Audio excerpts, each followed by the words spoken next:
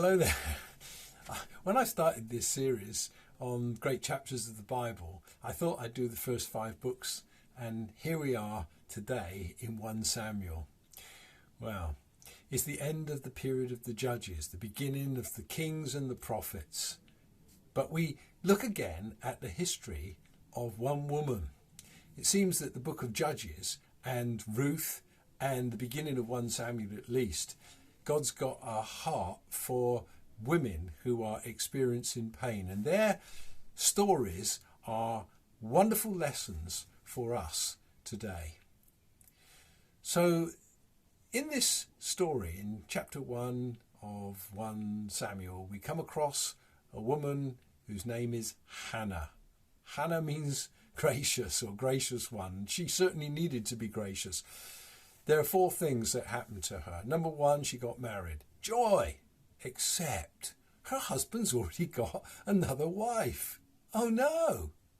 Yeah, they did practice polygamy in those days. Now the Bible made it very clear the 2 should become 1, but somehow, well, people do what people do, and this was accepted and tolerated within the Old Testament dispensation.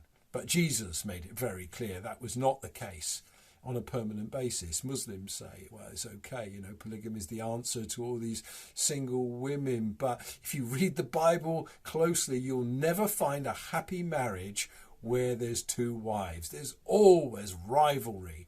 And this woman, Hannah, poor Hannah, not only was Hannah married to a man with another wife, but also she wasn't able to bear children. And her rival, Peninnah, really dug the needle in sharply. The third thing is her husband.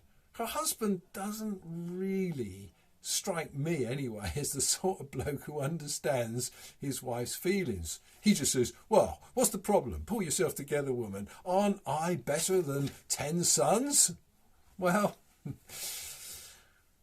a husband isn't a son, is it? There's something irreplaceable in this woman's heart. And then she turns to the priest, Eli. He doesn't understand her. He mistakes her for a drunken woman and gives her a sharp rebuke. But when she explains herself, he says, oh, go in peace and may the God of Israel grant you your request. She takes this as a prophetic promise and she believes God. Faith kicks in.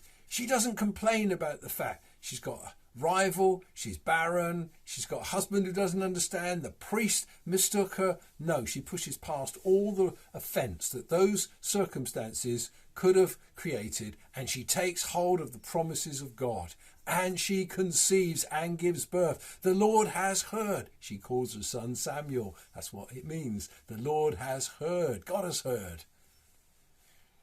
In these days, we have to be a people who push past the pain if we're going to lay hold of God. Many of us are experiencing sorrow and loss, and perhaps pain on top of pain on top of pain on top of pain. Hannah is a valiant warrior of faith, one who can inspire men and women to take hold of the purposes of God. Later on, Hannah sings a song of praise to God. My soul magnifies the Lord. In the New Testament, Mary sings almost the same song. The 2 correspond in the spirit very, very closely. There's wonderful revelation about God in Hannah's song.